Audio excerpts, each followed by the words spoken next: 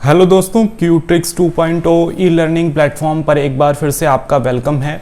हम अपने इस वीडियो लेक्चर सीरीज़ में इस समय भारतीय संविधान और राज्य व्यवस्था से संबंधित मतलब इंडियन कॉन्स्टिट्यूशन और पॉलिटी का जो बहुत बड़ा सेगमेंट विभिन्न परीक्षाओं में पूछा जाता है, चाहे हम यूके पीएससी की बात करें और यूके ट्रिपल एससी की बात करें, उसके जो विभिन्न परीक्षाएं हैं उसमें चाहे ग्रुप सी की बात की जाए, लोअर सबऑर्डिनेट या अपर सबऑर्डिनेट जो परीक्षाएं हैं उनकी बात की जाए, आरओ की बात की जाए, तो तमाम परीक्षाओं में इस सेगमेंट से बहुत अच्छे सवाल बनते हैं। तो इस सेगमेंट के कुछ महत्वपूर्ण टॉपिक्स को हम यहाँ कवर कर रहे हैं। लास्ट वीडियो में हमने भारतीय संविधान सभा, जिसका काम था संविधान का निर्माण करना, उससे जुड़े हुए कुछ महत्वपूर्ण हमने फैक्ट देखे थे। तो कल हमने जो बातें देखी थी उसका एक महत्वपूर्ण भाग ये था कि जो हमारी संविधान सभा थी, इस संविधान सभा के जो सदस्य थे वो एक तो रियासतों से आए थे और दूसरा वो प्रांतीय विधान सभाओं से आए थे। ये प्रांतीय विधान सभाओं से जो लोग चुन के आए थे वो हम देखेंगे कि इन प्रांतीय विधान सभाओं में जो लोग गए थे वो सीमित मताधिकार द्वारा जनता द्वारा चुने गए थे। मतलब जनता ने प्रांतीय विधान सभाओं के सदस्यों को चुना था और फिर प्रांतीय विधान सभाओं के सदस्यों ने अपने में से कुछ लोगों को संविधान सभा में भेज दिया था। तो कुल कहने का तात्पर्य ये था कि संविधान सभा के सदस्यों का जो चुनाव हुआ था वो अप्रत्यक्ष रूप से हुआ था, वो प्रत्यक्ष रूप से उनका चुनाव नहीं हुआ था। तो ये एक पॉइंट कल के हमने वीडियो लेक्चर में देखा था। और दूसरी चीज हमने ये देखी थी कि जो संविधान सभा बनी थी, इस संविधान सभा जिसकी पहली बैठक जो हुई थी वो 9 दिसंबर 1946 को हुई थी, जिसके अस्थायी अध्यक्ष थे सच्चिदानंद सिन्हा, इसके स्थायी अध्यक्ष बनाए गए राजेंद्र प्रसाद, इसके उपाध्यक्ष बनाए गए एच.सी. मुखर्जी और इस संविधान सभा के संवैधानिक सलाहकार बनाए गए थे बी.एन. रॉय। तो ये जो संविधान सभा थी इसने एक अंतरिम संसद का भी काम किया। ये अंतरिम संसद की तरह जो काम हुआ ये तब तक हुआ जब तक कि हमारी आम चुनाव नहीं हो गए 1952 में। तो तब तक ये अंतरिम संसद की तरह भी इस संस्था ने काम किया। और संविधान सभा जो थी इसने संविधान 26 नवंबर 1949 तक बना दिया था। और ये जो संविधान था ये 26 जनवरी 1950 को लागू हुआ। तो ये कुछ बहुत बुनियादी बातें थी, लेकिन अभी तक की जो स्थिति हमने समझी है, अब वहाँ से हम चीज़ों को आगे ले जाएंगे। लास्ट वीडियो लेक्चर में हमने कुल मिलाकर 3 वो अहम पॉइंट देख लिए थे, जिसमें हमने देखा था कि जब भारत का विभाजन हुआ तो उसके बाद जो संविधान सभा थी उस पर क्या प्रभाव पड़ा था। एक तो संविधान सभा संप्रभु हो गई थी, दूसरा इसके सदस्यों की संख्या 389 से घटकर 299 हो गई थी, और तीसरा इसने संविधान सभा के साथ साथ अंतरिम संसद का भी रूप देखना शुरू कर दिया था। जब ये संसद की तरह काम करती थी तो इसके अध्यक्ष जी.वी. मावलंकर हो जाते थे, और जब ये संविधान सभा की तरह काम करती थी तो इसके जो अध्यक्ष थे वो कौन हो जाते थे? वो हो जाते थे राजेंद्र प्रसाद। तो अब हम यहां से कुछ आगे देखेंगे और यहां जो हमारा टॉपिक होगा वो होगा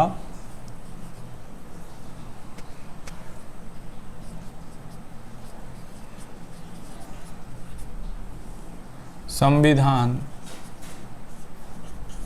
सभा की महत्वपूर्ण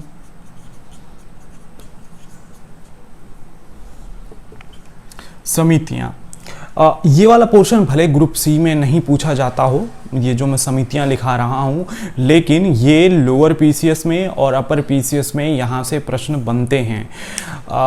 टॉपिक वही हैं, सब्जेक्ट वही हैं, बस इन डेप्थ कंपैरिजन के आधार पर जो अलग अलग एग्ज़ाम्स का नेचर होता है वहाँ से प्रश्न अपने आप उठाए जा सकते हैं। तो ये जो मैं टॉपिक पढ़ा रहा हूँ भारतीय संसद, संविधान और ये पॉलिटी का जो है वो कुछ ऐसा है कि हम तमाम तरह के प्रश्नों को हल कर सकें। तो यहाँ पर जो संविधान सभा की कई सारी कमेटियाँ हैं उसको देखेंगे। दरअसल संविधान सभा जिसमें इतने सारे सदस्य थे तो सभी लोग एक ही तरह का काम नहीं करते थे। कुछ लोग जिस विशेषज्ञ होते थे उनको एक खास तरह का कार्य सौंप दिया जाता था कि संघ की शक्ति का निर्धारण कैसे होगा, उससे संबंधित समिति या प्रारूप समिति या फिर मूल अधिकारों से संबंधित समिति, इसके अलग अलग सदस्य थे, अध्यक्ष थे, उनको भी हम देख लेते हैं। तो सबसे पहले हम यहाँ देखेंगे कि सब जो समितियां थीं वो कुल मिलाकर जो बड़ी समितियां थीं उनकी बात की जाए तो वही मैं यहाँ पर लिखाऊंगा। वैसे छोटी समितियां बहुत ज़्यादा थीं। इसमें सबसे पहला है संघ शक्ति समिति, संघ शक्ति समिति। तो संघ शक्ति समिति जो संविधान की थी इसके अध्यक्ष हुआ करते थे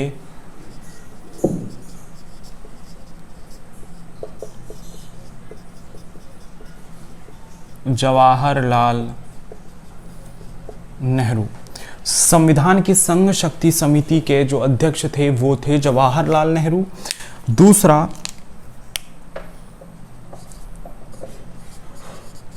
संघीय संविधान एक समिति और थी, इसके भी अध्यक्ष जो होते थे वो होते थे, यहाँ मैं अध्यक्ष की ही बात कर रहा हूँ, यहाँ जो अध्यक्ष होते थे वो भी जवाहरलाल नेहरू ही हुआ करते थे। तो ये दो हमने समितियां देखी। इसके बाद प्रांतीय संविधान समिति। जो प्रांतीय संविधान समिति यहाँ पर दिखाई दे रही है, इसके जो अध्यक्ष होते थे, दरअसल हमारे संविधान का जो भाग 5 है, भाग 6 है, वो संघ की शक्तियाँ प्रांत की शक्तियों से जुड़कर बनता है। तो उन सब चीज़ों का निर्धारण अलग अलग समितियों ने करा। तो इसी में प्रांतीय संविधान समिति जिसके अध्यक्ष थे सरदार पटेल। सरदार पटेल इस प्रांतीय संविधान समिति के अध्यक्ष हुआ करते थे। फिर चौथी सबसे महत्वपूर्ण हमारी समिति थी प्रारूप समिति। तो संविधान की ड्राफ्टिंग किस तरह की जाए, किस तरह से चीज़ों को व्यवस्थित क्रम में रखा जाए, उसका जो विचार था, उस समिति का जो अध्यक्ष थे, बहुत महत्वपूर्ण नाम है यहाँ पर भीमराव अंबेडकर। तो प्रारूप समिति के अध्यक्ष, ये बहुत महत्वपूर्ण पंक्ति है कि प्रारूप समिति के जो अध्यक्ष थे वो कौन थे, वो थे भीमराव अंबेडकर। इसके अलावा एक जो ये 4 हमने समितियां देख ली, इन चारों को मैं एक बार रिवाइज करवा देता हूं। देखें, प्रारूप समिति के जो अध्यक्ष थे वो भीमराव अंबेडकर थे। इस समिति को थोड़ा हम अलग से बाद में देखेंगे। प्रांतीय संविधान सभा के जो संविधान समिति के जो अध्यक्ष थे वो सरदार पटेल हुआ करते थे। संघीय संविधान समिति के अध्यक्ष जो थे वो जवाहरलाल नेहरू हुआ करते थे। संघीय शक्ति समिति, संघ की जो शक्तियां हैं उस संदर्भ का जो निर्धारण था जिस समिति के द्वारा किया गया, वो समिति थी जवाहरलाल नेहरू की संघ शक्ति समिति। तो वहाँ तक की चीज़ों को हमने बहुत अच्छे से यहाँ पर देखा है। इसके बाद अगला जो पॉइंट हम देखते हैं वो है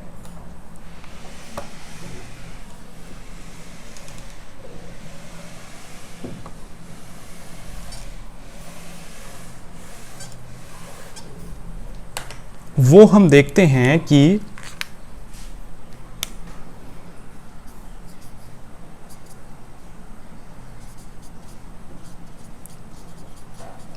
मौलिक अधिकारों बहुत महत्वपूर्ण है तथा अल्पसंख्यक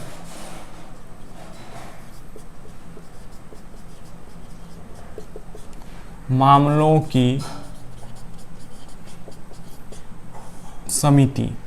तो मौलिक अधिकारों और अल्पसंख्यक मामलों की जो समिति थी उसके अध्यक्ष कौन थे?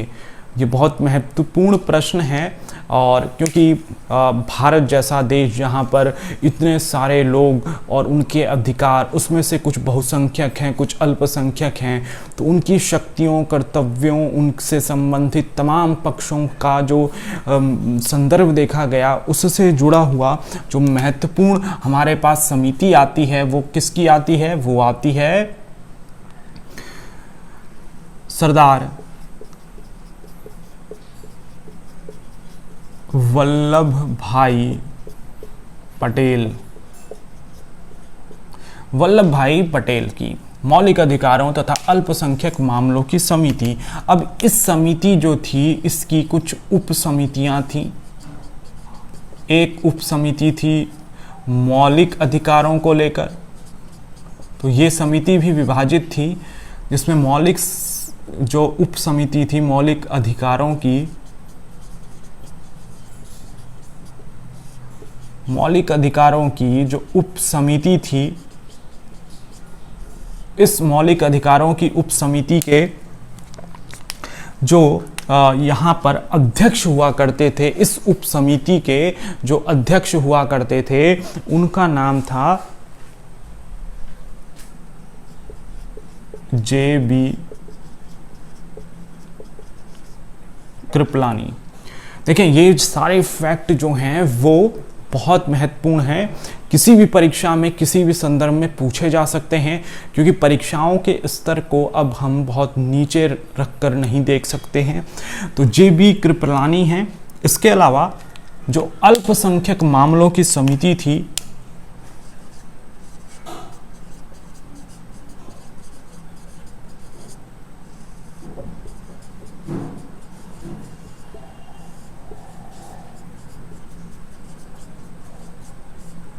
ये उप समिति थी, अल्पसंख्यक मामलों की जो उप समिति थी उसके अध्यक्ष थे H.C. मुखर्जी। तो ये हमारे पास एक पांचवी सबसे बड़ी समितियों में शामिल थी मौलिक अधिकारों और अल्पसंख्यक मामलों की समिति, और उससे जुड़े हुए महत्वपूर्ण हमारे पास ये फैक्ट हुआ करते थे। इसके बाद अगर हम देखेंगे तो प्रक्रिया नियम समिति और संचालन समिति,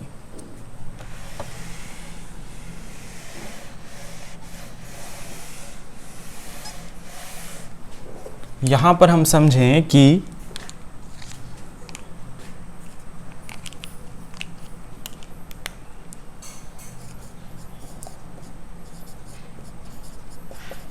प्रक्रिया नियम समिति और संचालन समिति, ये दोनों जो समितियां थीं इसके अध्यक्ष हुआ करते थे राजेंद्र प्रसाद।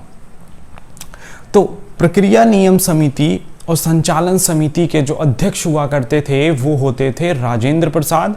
राजेंद्र प्रसाद संविधान सभा के अध्यक्ष थे, और जब संविधान 26 नवंबर 1949 को बन गया, हमारा संविधान 26 जनवरी को नहीं बना था, वो लागू हुआ था, बन के तैयार तो वो 26 नवंबर 1949 को ही हो गया था। तब तक ये संविधान सभा के भी अध्यक्ष रहे और इन दो समितियों के भी वो अध्यक्ष रहे। तो ये चीज़ें हमने देखी हैं।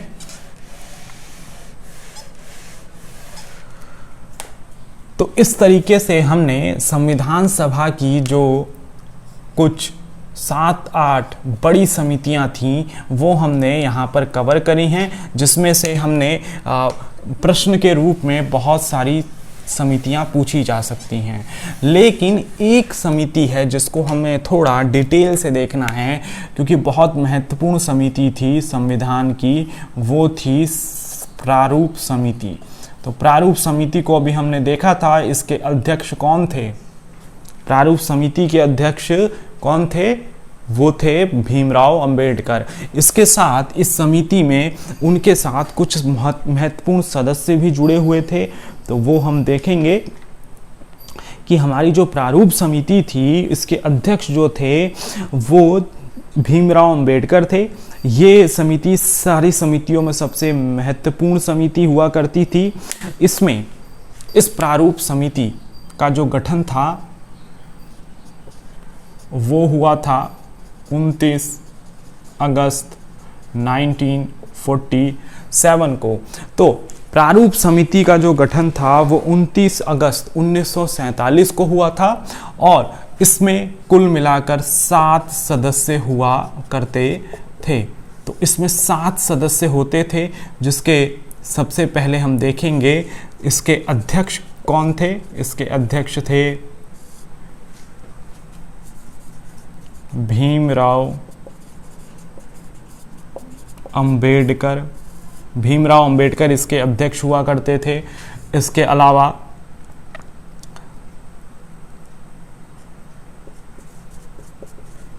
कृष्णा स्वामी आयंगर एक सदस्य हुआ करते थे। जो हमने सदस्य देखे कृष्णा स्वामी आयंगर और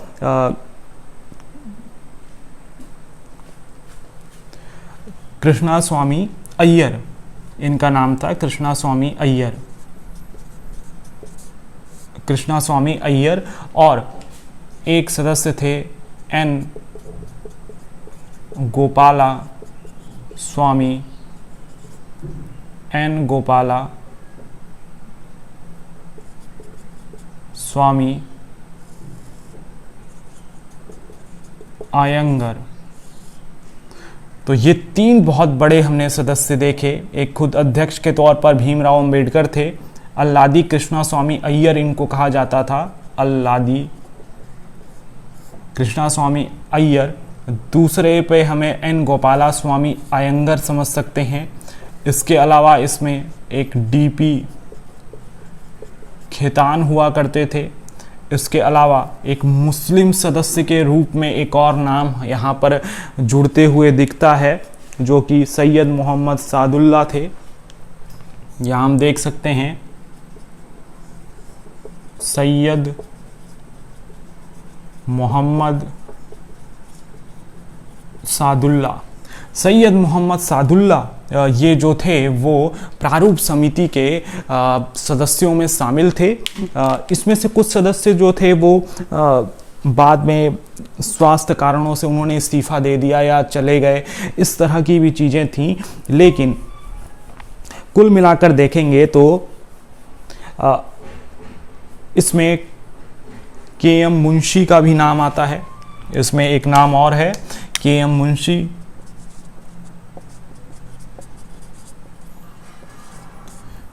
फिर इसमें एक नाम आता है टी.टी. कृष्णमाचारी का। तो इस तरीके से 1 2 3 4 5 6 और 7, ये 7 नाम हमने इसमें देख लिए जो कि प्रारूप समिति के अध्यक्ष होते थे। तो जो प्रारूप समिति थी ये हमारी प्रारूप समिति संविधान सभा की महत्वपूर्ण समिति हुआ करती थी, जिसके अध्यक्ष थे भीमराव अंबेडकर।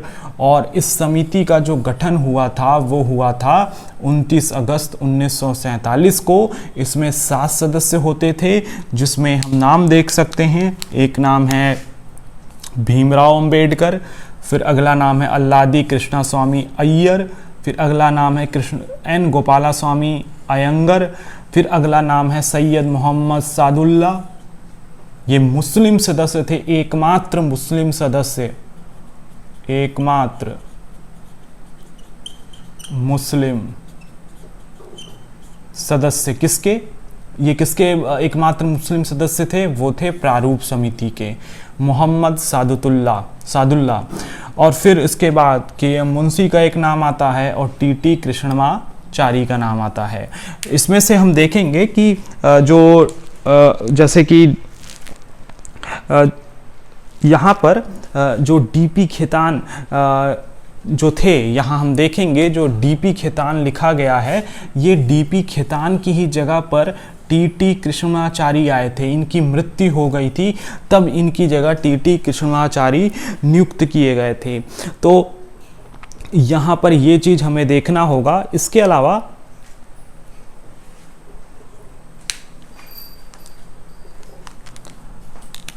तो एक तरह से अभी 6 ही सदस्य हुए हैं। एक डीएल मित्र भी हुआ करते थे, डीएल मित्र, ये नाम भी हमें इसमें देखना होगा। वैसे इतना ज़्यादा डिटेल में कहीं पूछा नहीं जाता है, लेकिन समझ विकसित करने के लिए हमने ये देखा है। तो डीएल मित्र जो थे, बाद में स्वास्थ्य कारणों से इस्तीफा दे दिया, तो उनकी जगह माधव राव आए थे। तो एक तरीके से हम देख सकते हैं कि एक ये सदस्य, 2 और 3, यही 3 सदस्य महत्वपूर्ण हैं। चौथे मुस्लिम सदस्य के रूप में महत्वपूर्ण हैं। बाकी के.एम. मुंशी हो गए, और ये दोनों लोग एक दूसरे को रिप्लेस करा था इन्होंने। डीपी खेतान को टीटी कृष्णमाचारी ने रिप्लेस किया था, और डीएल मित्र को माधव राव ने रिप्लेस किया था। तो ये तमाम तरह के नाम हमने देख लिए। प्रारूप समिति बहुत महत्वपूर्ण समिति है, उसको हमने देख लिया।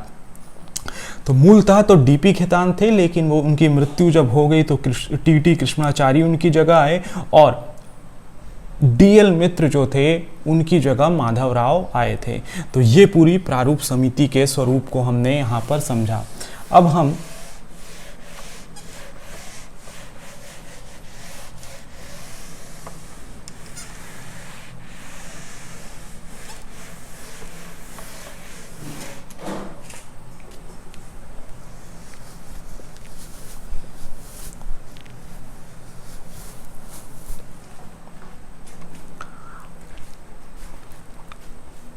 हम यहाँ से कुछ चीज़ों को आगे देखेंगे और ये समझेंगे कि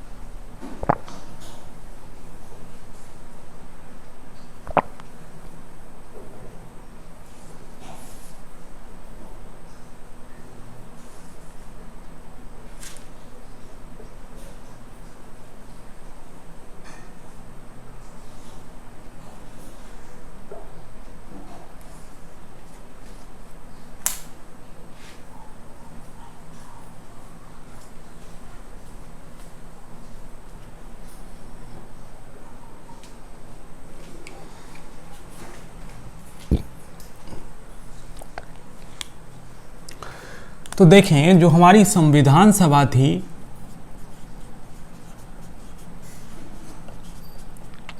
तो ये संविधान सभा की पहली बैठक जो थी वो हमने देखा है 9 दिसंबर 1946 को हुई थी। अब 9 दिसंबर 1946 से लेकर जो संविधान का संपूर्ण प्रारूप बनकर तैयार हुआ, उसको स्वीकार किया गया, मतलब संविधान जिस दिन बनकर तैयार हुआ वो डेट आई थी 26 नवंबर 1949 की। तो 9 दिसंबर 1946 से कहानी शुरू हुई और 26 नवंबर 1949 तक जाकर वो कहानी कंप्लीट होती है। और इस तरीके से जो भारत का संविधान था, भारतीय संविधान, बहुत जगह पूछा जाता है कि भारतीय संविधान 2 वर्ष 11 माह 18 दिन, 2 वर्ष 11 माह 18 दिनों में जाकर कंप्लीट हुआ। और इस तरीके से ये हमें ये जो आंकड़े हैं ये कई परीक्षाओं में पूछे जाते हैं, तो ये हमें बहुत महत्वपूर्ण तरीके से समझना होगा।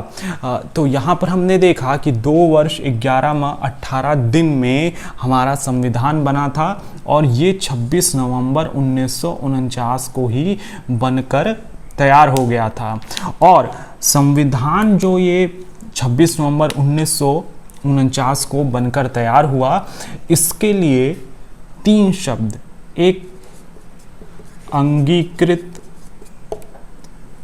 अधिनियमित और आत्माप्रित शब्द प्रयोग किए गए हैं। तो प्रश्न ये आए कि भारतीय संविधान को किस दिन अंगीकृत किया गया, तो वो दिन था 26 नवंबर। किस दिन अधिनियमित किया गया, तो वो था 26 नवंबर। और किस दिन आत्मप्रीत किया गया, वो था, मतलब स्वयं को संविधान पर अर्पित करना, वो 26 नवंबर था। मतलब सारा काम जो था 26 नवंबर को 1949 को हो गया था। लेकिन दिसंबर जनवरी 2 महीने का, 2 माह का अंतराल क्यों रखा गया, क्यों भारत का संविधान 26 जनवरी 1950 को लागू किया गया? तो ऐसा क्या था कि 26 जनवरी 1950 को ये लागू किया गया था, जबकि ये तो बनकर 26 नवंबर को ही तैयार हो गया था? तो इसके पीछे का जो कारण है वो भी हम देखते हैं। दरअसल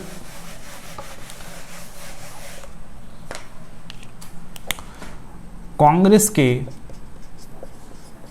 के 1929 के जो लाहौर अधिवेशन हुआ था, इस लाहौर अधिवेशन में ये घोषणा की गई थी कि 26 जनवरी 1930 को ध्वज, पूर्ण स्वराज की घोषणा और ध्वज फहराया जाएगा, जो था राष्ट्रीय ध्वज फहराया जाएगा, ये बात कही गई थी। तो इसीलिए 26 जनवरी का दिन महत्वपूर्ण था और इसीलिए 2 महीने रुके गए संविधान बनने के बाद कि 26 जनवरी 1950 को ही गणतंत्र दिवस के रूप में मनाया जाए, उसी दिन हमारा संविधान निर्मित हो। तो ये बहुत महत्वपूर्ण चीज़ें, 3 शब्द, अंगीकृत, अधिनियमित और आत्मप्रीत शब्द को हम देख सकते हैं। तो ये कुछ इससे जुड़ी हुई बातें थी। तो ये टॉपिक जो है एकदम हमारा समाप्ति की तरफ है।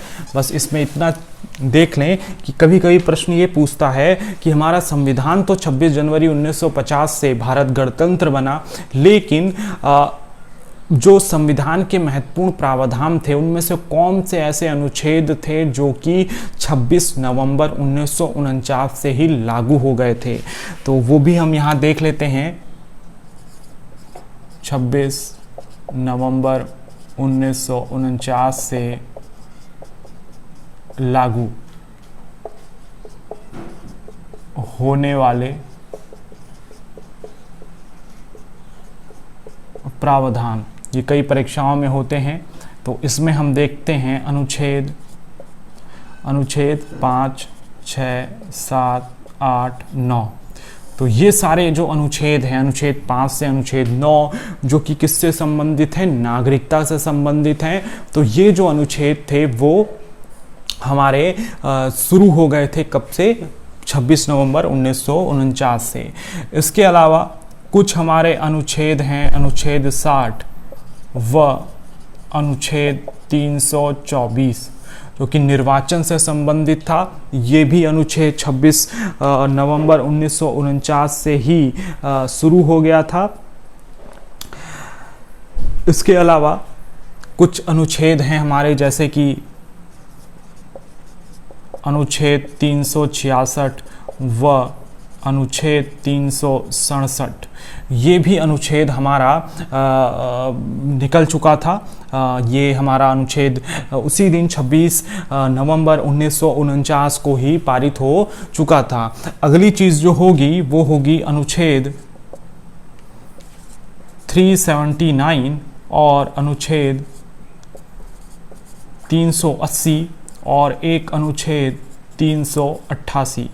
ये तीनों अनुच्छेद अब ये क्या हैं, इनको हमें देखने की ज़रूरत नहीं है। कभी कभी बहुविकल्पीय प्रश्नों में एलिमिनेट करने के लिए आता है, तो उस दृष्टिकोण से हमें ये पता होना चाहिए कि अनुच्छेद 379, 80 और 88 ये भी 26 नवंबर 1949 को ही लागू हो गए थे। इसके अलावा तीन और महत्वपूर्ण हमारे पास अनुच्छेद हैं। अनुच्छेद 391, अनुच्छेद 392 और अनुच्छेद 393। तो इस तरीके से हम देख रहे हैं कि 1 2 3 4 5 6 7 8 9 12 और 3 15, ये जो 15 अनुच्छेद हैं ये तो 26 नवंबर 1949 से ही क्या हो गए थे, लागू हो गए थे। तो बहुत महत्वपूर्ण है कि ये 15 अनुच्छेद हमारे जो महत्वपूर्ण अनुच्छेद हैं वो 26 नवंबर 1949 से ही लागू हो गए थे। तो यहाँ पर हमने ये सारी चीज़ों को देखा है। तो इस तरीके से हमने कुल मिलाकर जो संविधान सभा का गठन था उससे संबंधित महत्वपूर्ण बातें थीं, कब पहली बैठक हुई, कब आखिरी बैठक हुई, वो हमने देखी थी। संविधान सभा की जो आखिरी बैठक थी, संविधान, यहाँ कुछ बहुत महत्वपूर्ण मैं लाइनें लिखा देता हूँ।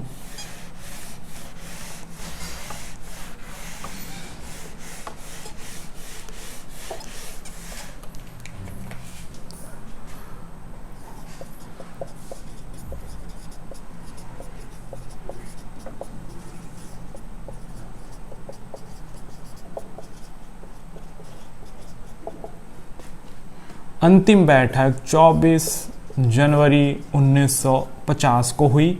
इसी दिन हमने देखा था राष्ट्रीय गान, राष्ट्रीय गीत को अपनाया गया था और इसी दिन संविधान का तो काम पूरा हो गया था। तो जो संविधान सभा के अध्यक्ष थे डॉक्टर राजेंद्र प्रसाद, इनको बना दिया गया भारत का राष्ट्रपति और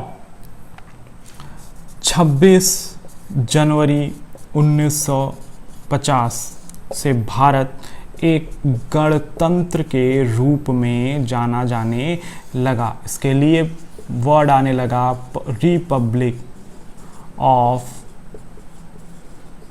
इंडिया, रिपब्लिक ऑफ इंडिया कहा जाने लगा। तो यहाँ पर एक प्रश्न बनता है कि कोई देश गणतंत्र है तो इसका मतलब क्या है। लोकतंत्र का मतलब तो लोगों का शासन, स्वतंत्रता मतलब हम संप्रभु हो गए हैं। तो 47 में भारत स्वतंत्र हुआ था, लेकिन गणतंत्र 1950 में हुआ। तो गणतंत्र का मतलब ये है कि जो देश का प्रथम नागरिक है, देश का प्रथम नागरिक मतलब राष्ट्रपति, वह वंशानुगत सत्ता नहीं प्राप्त करता है।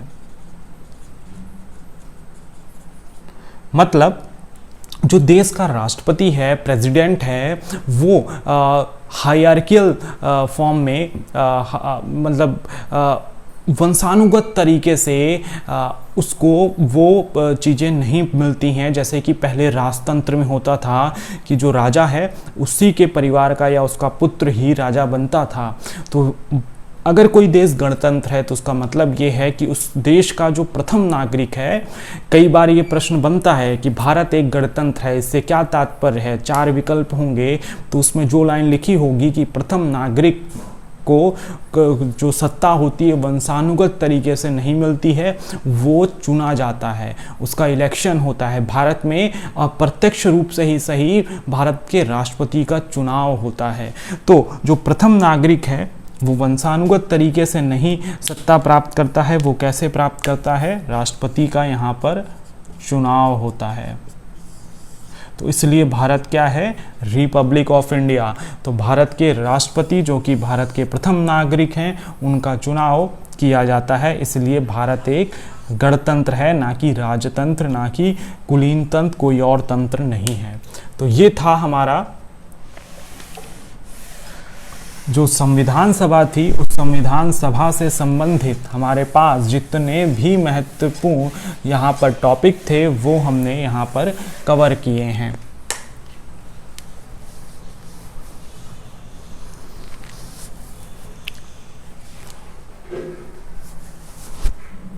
तो लास्ट वीडियो लेक्चर से लेकर इस शुरुआती वीडियो लेक्चर में हमने जितने भी पोर्शंस कंप्लीट किए हैं वो संविधान सभा के गठन और उससे संबंधित महत्वपूर्ण तथ्यों पर आधारित थे। अब हम एक कुछ नए टॉपिक्स को यहाँ पर कवर करते हैं।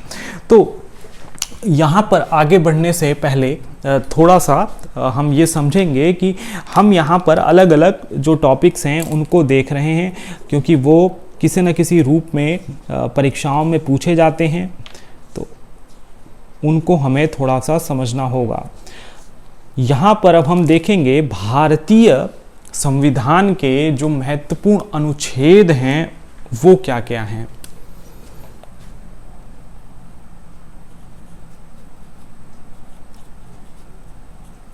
भारतीय संविधान के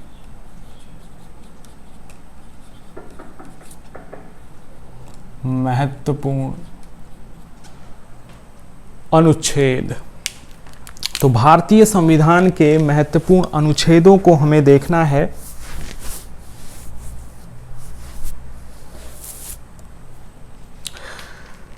तो एक तरफ मैं कुछ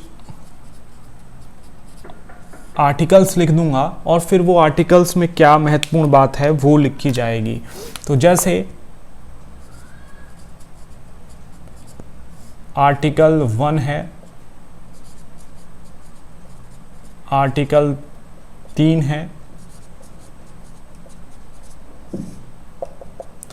आर्टिकल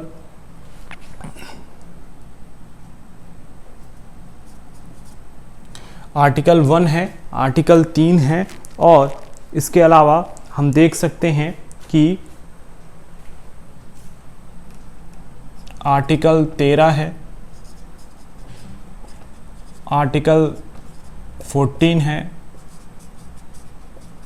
आर्टिकल 16 है, फिर आर्टिकल 17,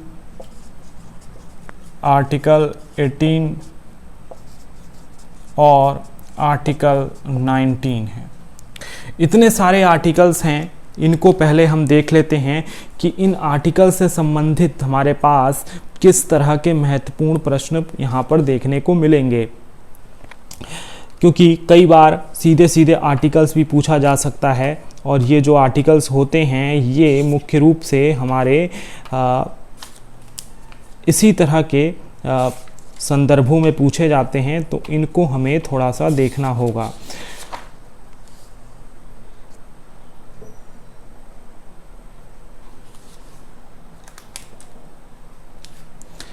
एक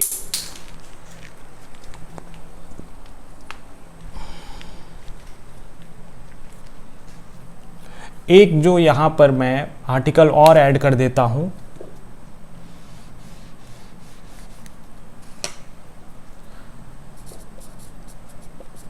आर्टिकल 11। तो इस तरीके से हमारे पास आर्टिकल 13 को उतना महत्वपूर्ण नहीं है, थोड़ा सा मैं बता दूंगा, आर्टिकल 13 भी लिख देंगे अब यहाँ पर। तो इस तरीके से हमारे पास 1 2 3 4 5 6 7 8 ये कुछ शुरुआती आर्टिकल्स हैं, इनको हमें थोड़ा सा समझना है। तो देखें, जो आर्टिकल 1 है भारतीय संविधान का अनुच्छेद 1, ये कहता है कि भारत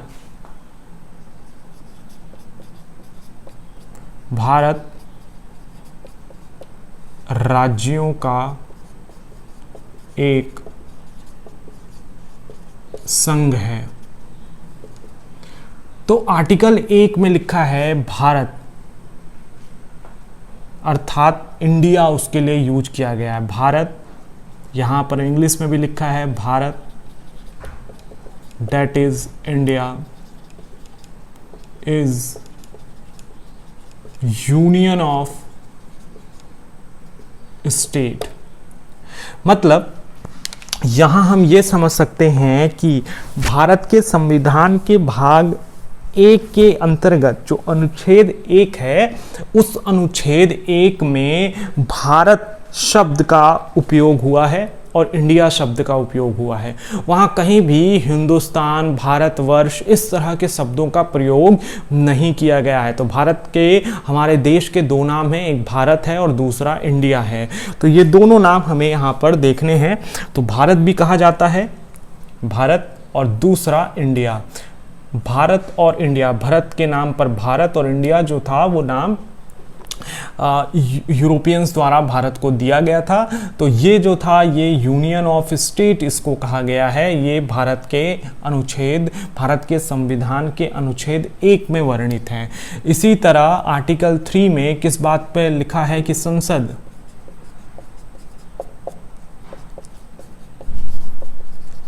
किसी भी राज्य की सीमा कम या अधिक या 2 राज्यों को मिलाकर एक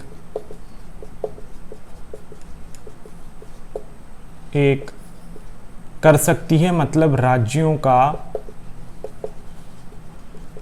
पुनर्गठन किया जा सकता है। तो आर्टिकल 3 क्या कहता है कि भारत में जैसे कोई राज्य है, उस राज्य की सीमा में परिवर्तन किया जा सकता है, उसको बढ़ाया जा सकता है, कम किया जा सकता है, 2 राज्यों को मिलाकर एक किया जा सकता है, या इसके साथ साथ किसी भी राज्य के नाम में भी परिवर्तन हो सकता है।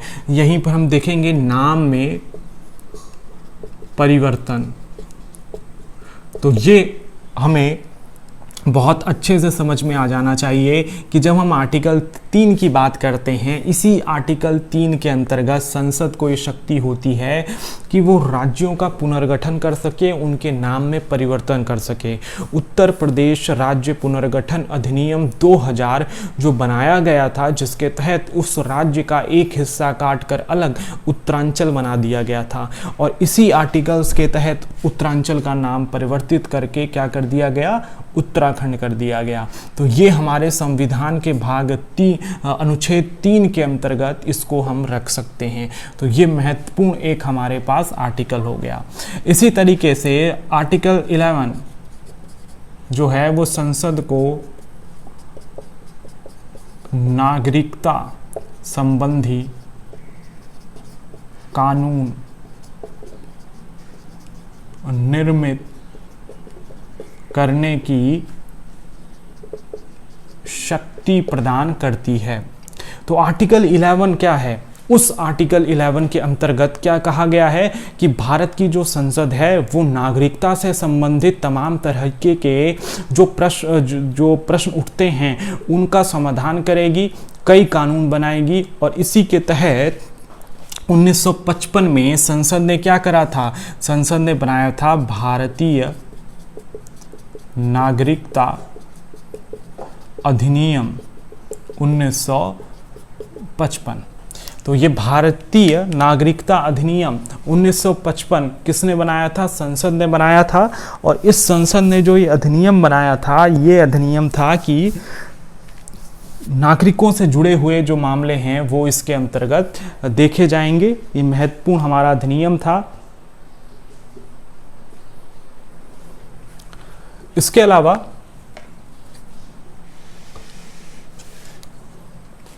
अलावा जो एक मैंने यहाँ पर एक जो हमारा आर्टिकल छूट गया था, आर्टिकल 13, इसको अगर हम देखें तो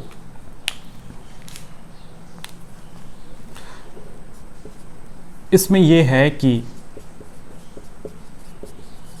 मौलिक अधिकारों को सीमित करने वाली जो विधि हैं वो क्या हो जाएंगी, वो शून्य हो जाएंगी।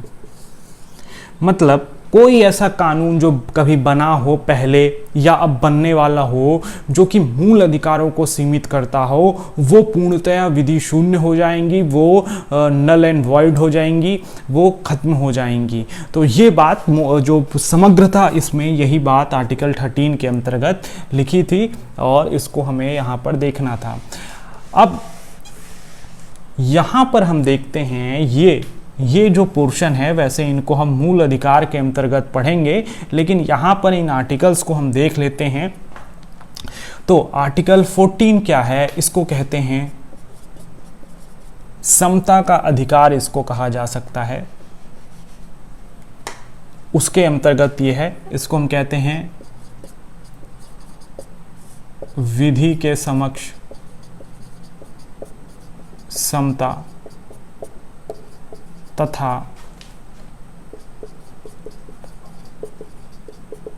विधियों का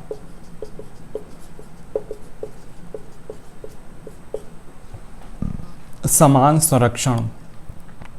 तो एक चीज ये हमें देखनी है इसमें, ये बस ऐसी नाम है, मैं बताने के लिए इनको बस कह रहा हूँ, क्योंकि ग्रुप सी एग्ज़ाम्स में इसी तरह से कई बार पूछा जाता है। इसको डिटेल एनालिसिस हम जब मूल अधिकार पढ़ेंगे तब इसको करेंगे। तो अनुच्छेद 14 हो गया, इसके बाद अनुच्छेद 16 जो है लोक नियोजन संबंधी अधिकार है। मतलब कि किसी व्यक्ति का जो नियोजन, मतलब जो एक तरह से रिक्रूटमेंट है वो प्राप्त करने का अधिकार उसको होगा, और उसमें किसी तरह का धर्म जाति के आधार पर कोई विभेद नहीं होगा। तो ये बात भी इसमें है। इसी तरीके से आर्टिकल 17 जो है वो है अस्पृश्यता का अंत। मतलब जो छुआछूत है उसको भारत के संविधान के किस अनुच्छेद के अंतर्गत समाप्त माना गया है, तो वो अनुच्छेद है 19 जो भारत का संविधान के अंतर्गत है वो है अनुच्छेद 17 जो है वो अनटचेबिलिटी जो है छुआछूत का, जिसको अस्पृश्यता कहते हैं, उसके अंत के रूप में जो घोषणा है वो संविधान के अनुच्छेद 17 के अंतर्गत की गई है। इसी के तहत अगर हम देखें तो अनुच्छेद 18 में उपाधियों का अंत किया गया है। दरअसल ये नागरिकों के बीच में एक अंतर क्रिएट करने का काम करता है। एजुकेशनल उपाधियां ली जा सकती हैं, जैसे डॉक्टर्स की उपाधि है, वो सारी प्रोफेशनल उपाधियां तो ली जा सकती हैं, आर्मी मैन हैं, डॉक्टर्स हैं। लेकिन जिस तरीके से पहले अंग्रेज़ों के समय राय बहादुर, सर की उपाधि, नाइट की उपाधि, इस तरह की जो उपाधि दी जाती थी, केसरे हिंद, इस तरह की जो उपाधियां थीं वो अब नहीं ली जा सकती हैं बिना राष्ट्रपति की परमिशन के। तो ये सारी चीज़ें इसमें जो उपाधियों का अंत है वो आर्टिकल 13 में है।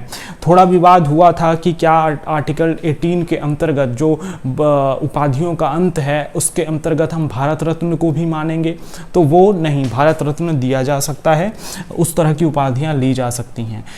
आर्टिकल 19 सबसे ज़्यादा जो इस समय चर्चा का विषय बना हुआ है, जो मूल अधिकार, जहाँ से कई बार प्रश्न आते हैं कि आर्टिकल 19 जो है भारतीय संविधान का, वो अनुच्छेद 19 वो किससे जुड़ा है? तो वो जुड़ा है वाक एवं अभिव्यक्ति की स्वतंत्रता जो है वो मूल अधिकारों के अंतर्गत आर्टिकल 19 में पूछा जाता है। तो बोलने की आज़ादी जो कहा जाता है वो इसी आर्टिकल 19 के अंतर्गत है, अनुच्छेद 19 के अंतर्गत है।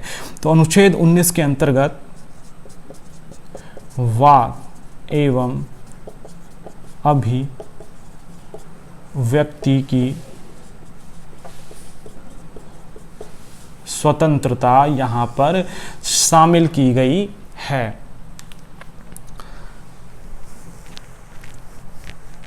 अब इसके बाद कुछ अन्य महत्वपूर्ण हमारे पास आर्टिकल्स होंगे, उनको देखेंगे, लेकिन यहाँ पर हमने कुल मिलाकर आर्टिकल 1 जो कि यूनियन ऑफ स्टेट कहता है, आर्टिकल 3 राज्यों के पुनर्गठन और नाम में परिवर्तन से संबंधित है, आर्टिकल 11 संसद को नागरिकता संबंधी कानून बनाने की शक्ति देता है, आर्टिकल 14 विधि के समक्ष क्षमता की बात करता है, आर्टिकल 16 लोक नियोजन संबंधी अधिकार बताता है, आर्टिकल 17 जो कि अस्पृश्यता के अंत की बात करता है, इसी तरीके से आर्टिकल 18 जो कि उपाधियों के अंत की बात करता है, और आर्टिकल 19 जो है वाक एवं अभिव्यक्ति की स्वतंत्रता की बात करता है। अब हम इसके आगे कुछ महत्वपूर्ण आर्टिकल्स देखेंगे।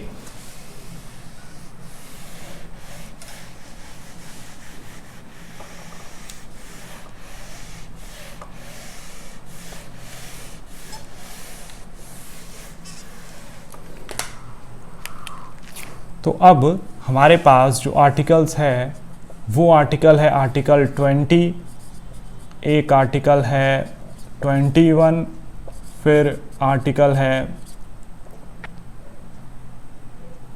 आर्टिकल 22, एक आर्टिकल है आर्टिकल 25, आर्टिकल इसके बाद जो बढ़ते हैं वो हम कह सकते हैं आर्टिकल 39A, इसके अलावा आर्टिकल 40, फिर उसके बाद एक आर्टिकल आता है आर्टिकल यहाँ पर हम जो समझते हैं वो महत्वपूर्ण जो आर्टिकल्स हैं उनको हम यहाँ पर कवर कर रहे हैं। तो इसी तरीके से एक आर्टिकल 44 बहुत चर्चा में रहता है, और एक है आर्टिकल 50। तो इन आर्टिकल्स को भी हम देखते हैं। ये केवल नाम ही इनका महत्वपूर्ण है, ग्रुप सी एग्ज़ाम्स में, अपर पीसीएस में भी कभी पूछ देता है। तो यहाँ पर हम देखेंगे, वैसे ये चार्ट हमें हर पुस्तक में मिल जाएंगे, लेकिन इसको अगर हम समझने के क्रम में भी देखेंगे तो चीज़ें याद रहेंगी।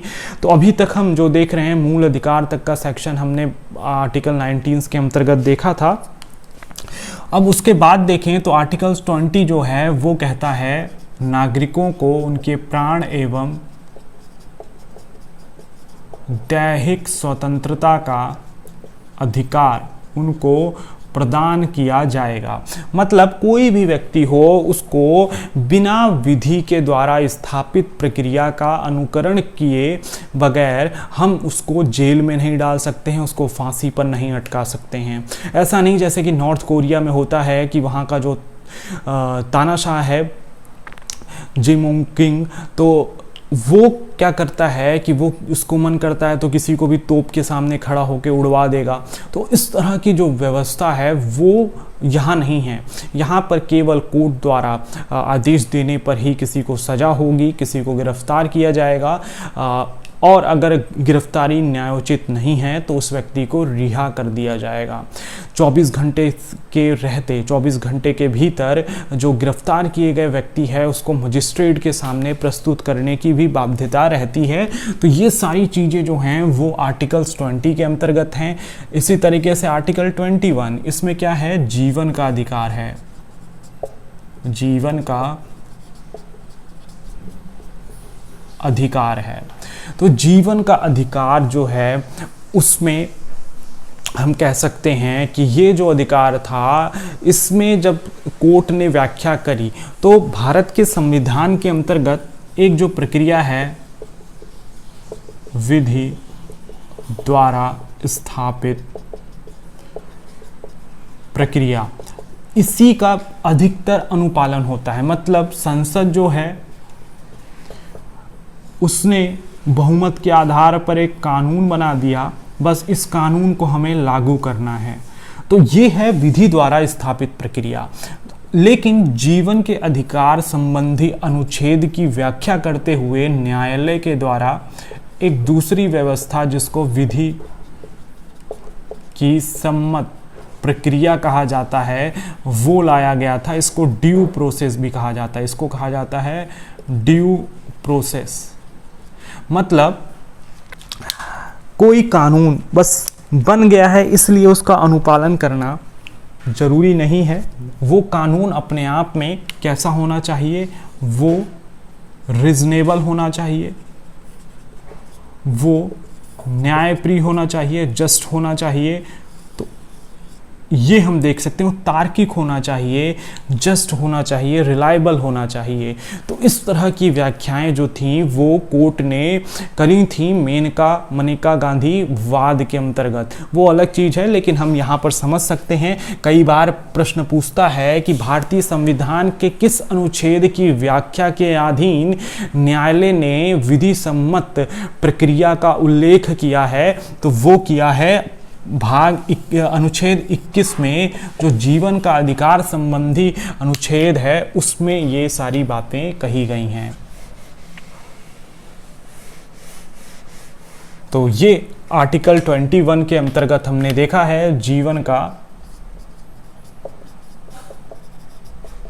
अधिकार, ये इसमें दिया गया है। इसी तरीके से अब आगे हम देखें तो जो आर्टिकल हमारे पास यहाँ पर दिख रहे हैं, उनसे संबंधित कुछ बातों को और हम देखेंगे।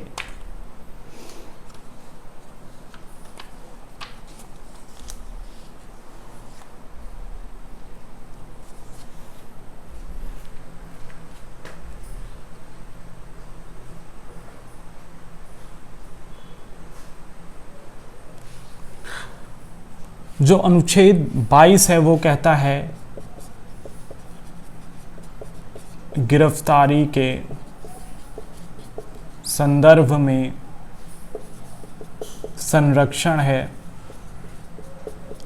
गिरफ्तारियां दो तरीके की हैं, एक तो अपराध करने से पहले की गिरफ्तारी और एक अपराध करने के बाद की गिरफ्तारी। तो इस तरह के जो प्रावधान है वो अनुच्छेद 22 के अंतर्गत हैं। अनुच्छेद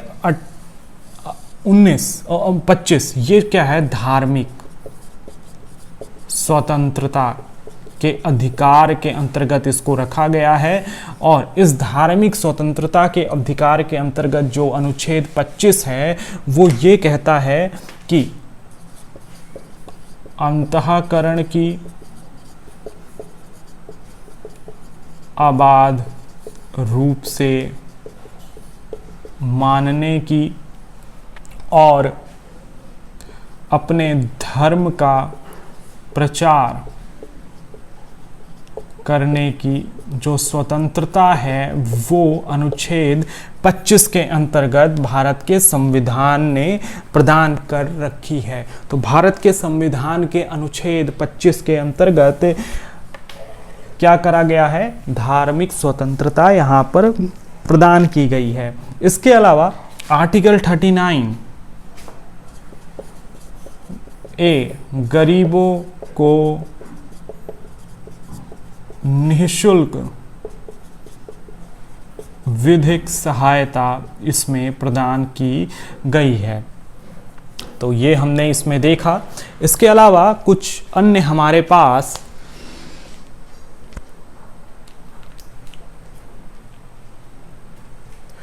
आर्टिकल्स जो बचते हैं,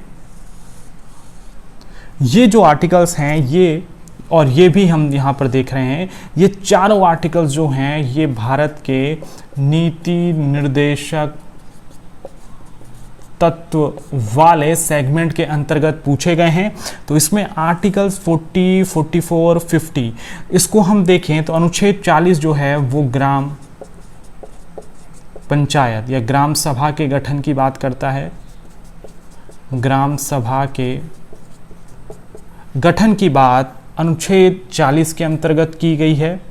इसी तरीके से आर्टिकल 44, अब ये सारे नीति निर्देशक तत्व हैं जहाँ पर जो सरकार है उस पर ये बाध्यता है कि वो इस तरह के कानून बनाए, लेकिन इस पर न्यायोचित नहीं है। ये मतलब न्याय में जाकर, न्यायपालिका में जाकर इसको प्रवर्तित नहीं कराया जा सकता है। तो आर्टिकल 40 ग्राम सभा के गठन की बात है। आर्टिकल 44 सबके लिए एक समान कानून संहिता जो है, एक समान नागरिक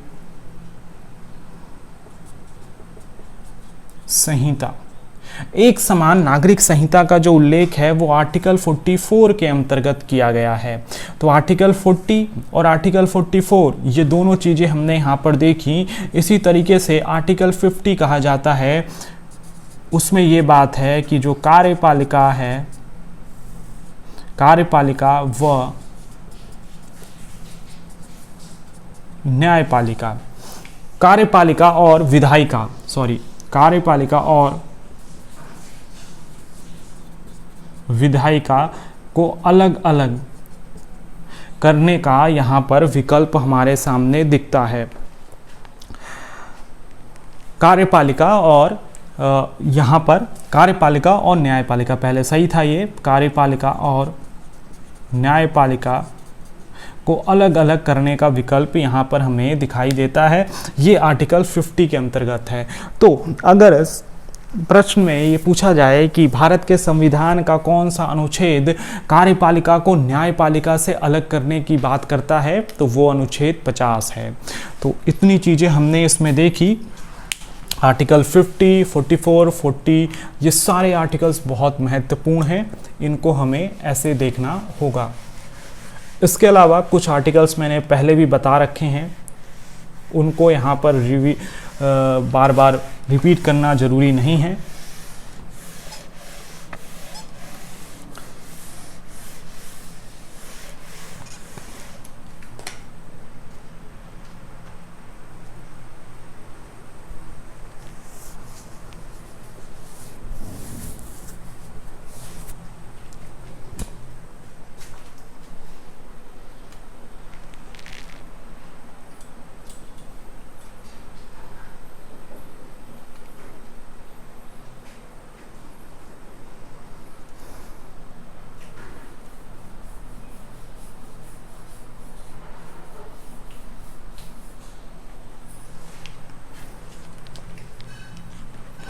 इसी तरीके से अब कुछ महत्वपूर्ण हमारे पास आर्टिकल्स हैं, उनको हम देख लेते हैं।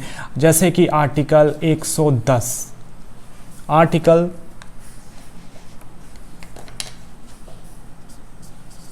110, इसके अलावा आर्टिकल 123, इसके अलावा आर्टिकल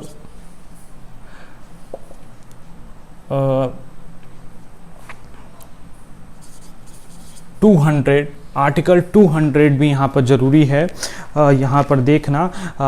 इसके अलावा हम देख सकते हैं कि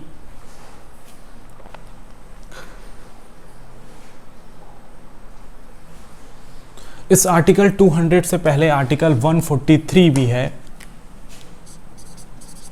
फिर आर्टिकल 200, ये कुछ 4 हमारे पास आर्टिकल्स हैं, इनको देख लें। तो आर्टिकल 110, ये आर्टिकल जो है वो धन विधेयकों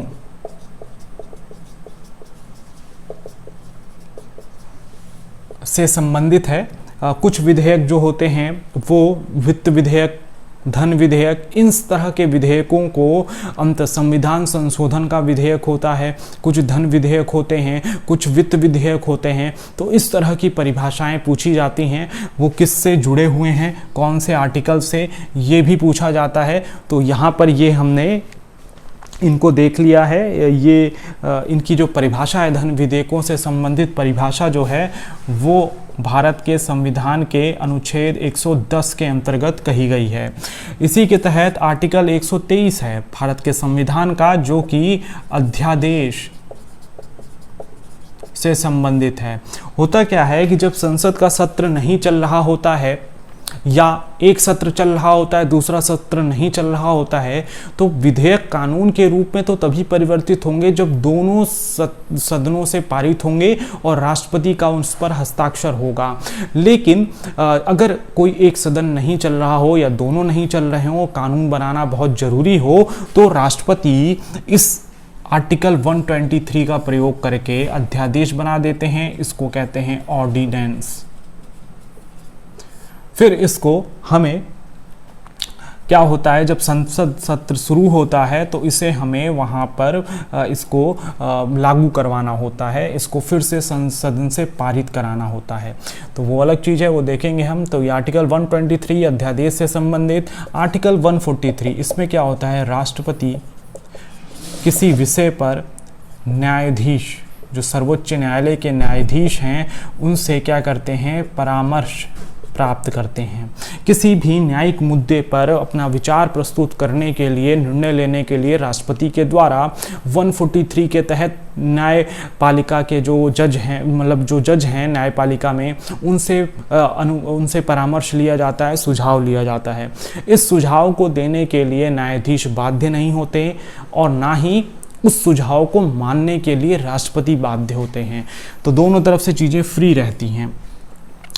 इसके अलावा ये है विधेयकों को पारित करने के संदर्भ में जो बातें हैं वो अनुच्छेद 200 के अंतर्गत लिखी गई हैं। तो ये सारे महत्वपूर्ण हमने अनुच्छेद यहाँ पर देखे हैं। अब हम आगे की बात करें तो कुछ ही हमारे पास अब आर्टिकल्स बचे हैं महत्वपूर्ण, उसमें हम देख लेते हैं।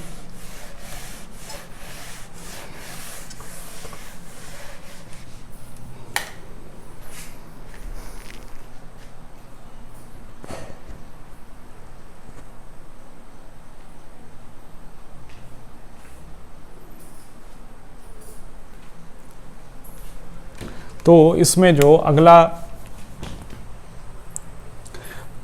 आर्टिकल्स होगा, एक आर्टिकल है आर्टिकल 265, अनुच्छेद 265। ये अनुच्छेद 265 जो है, इसके अलावा एक हमारे पास आर्टिकल है आर्टिकल 280, एक आर्टिकल है 352, एक आर्टिकल है 356 और एक आर्टिकल है 360। ये कई महत्वपूर्ण आर्टिकल हैं जो कि विभिन्न परीक्षाओं में पूछे गए हैं, उनको यहाँ पर समराइज किया जा रहा है। जो आर्टिकल 265 है वो ये कहता है कि बिना कानून के कोई भी कर आरोपित नहीं किया जा सकता है। मतलब अनुच्छेद 265 की जो भाषा है वो ये कहती है कि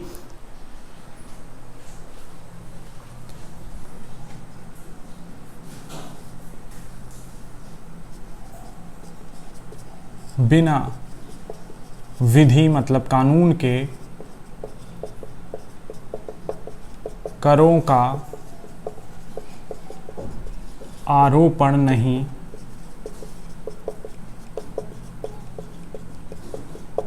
किया जा सकता। तो बिना विधि के करों का आरोपण बिल्कुल नहीं किया जा सकता है। ये सारी चीजें आर्टिकल 265 में कही गई हैं। सबसे महत्वपूर्ण 280 अनुच्छेद जो है वो है वित्त आयोग के गठन की सिफारिश करता है, अनुच्छेद 280। इसके अलावा ये जो तीन हमारे पास अनुच्छेद हैं वो हैं, इसको कहते हैं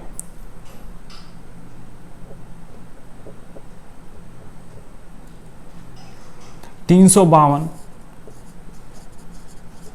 राष्ट्रीय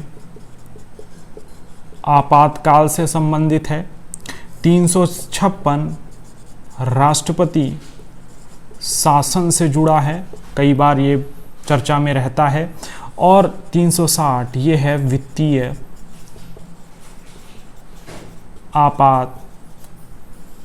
काल से संबंधित पोर्शन। तो राष्ट्रीय आपातकाल, राष्ट्रपति शासन और वित्तीय आपातकाल, ये सारे पोर्शन जो होते हैं वो कहाँ पर पूछे जाते हैं?